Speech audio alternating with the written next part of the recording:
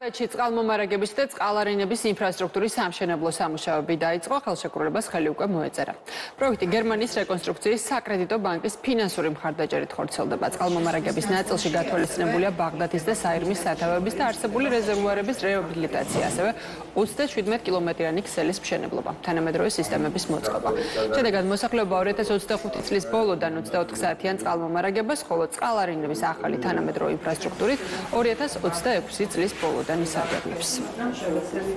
ქალაქ ბაღდათში ვიწყებთ წყალმომარაგებისა და წყალარინების სამუშაოებს, კერძოდ 37 კილომეტრი წყალმომარაგების ქსელი მოეწყობა პროექტის ფარგლებში, ასევე მოეწყობა 57 კილომეტრი წყალარინების ქსელი, ასევე ავაშენებთ 19 კილომეტრი სანიაღვრეს სისტემას.